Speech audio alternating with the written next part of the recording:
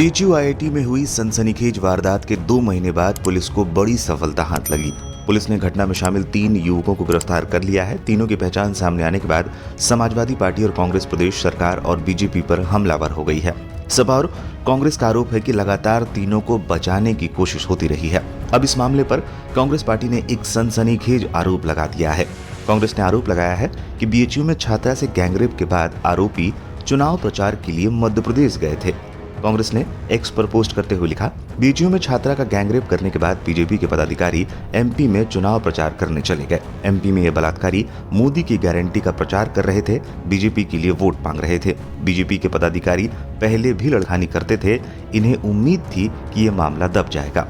सूत्रों के हवाले से पुलिस की पूछताछ में तीनों आरोपियों ने बताया कि 1 नवंबर की रात वारदात को उन्होंने अंजाम दिया था। 2 और 3 नवंबर को उन्होंने देखा कि घटना के विरोध में आईआईटी बीएचयू में छात्रों ने आंदोलन शुरू कर दिया है। इस पर तीनों डर गए और शहर छोड़कर मध्य प्रदेश चले गए।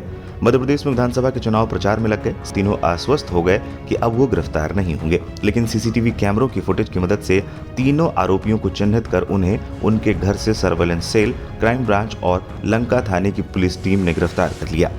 बता दें, आईआईटी बीएचयू की न्यू गर्ल्स हॉस्टल में रहने वाली बीटेक की छात्रा के अनुसार वो 1 नवंबर की रात 1:30 बजे टहलने निकली थी। गांधी स्मृति हॉस्टल के पास उसे उसका एक दोस्त मिला। दोनों टहलते हुए जा रहे थे। इसी बीच करमन वीर बाबा मंदिर से कुछ दूरी पर बाइक सवार 3 युवक मिले। तीनों ने उसे और उसके दोस्त को अलग कर दिया। इसके बाद तीनों उसका मुंह दबाकर उसे झाड़ियों के पास कोने में ले गए। तीनों ने उसे निर्वस्त्र कर दिया और फोटो वीडियो बनाने लगे। इसके बाद तीनों ने उसके प्राइवेट पार्ट को भी छुआ। शोर मचाने पर तीनों ने उसे जान से मारने की धमकी दी।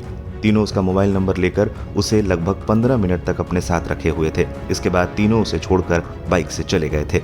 छात्र इस घटना के विरोध में सड़कों पर उतरे थे। कई दिनों तक छात्र छात्राओं का गुस्सा सड़कों पर देखने को मिला था। जिन 3 आरोपियों को पुलिस ने पकड़ा, उनका बीजेपी से कनेक्शन निकला है और विपक्ष ने सरकार को निशाने पर लिया है। सपा प्रमुख अखिलेश यादव और यूपी कांग्रेस के अध्यक्ष अजय राय ने तीनों की तस्वीरें पोस्ट कर बीजेपी पर हमला बोला। अजय राय का कहना है कि तीनों गैंगरेप के आरोपी Kunal Pandey BJP IT cell Varanasi का संयोजक है। दूसरा आरोपी सक्षम पटेल भी बीजेपी का ही पदाधिकारी है। अब दबाव को बढ़ता देख बीजेपी ने तीनों ही आरोपियों को पार्टी से निष्कासित कर दिया है। इस मामले में कोर्ट ने तीनों आरोपियों को 14 दिन की न्यायिक हिरासत में भी भेज दिया है।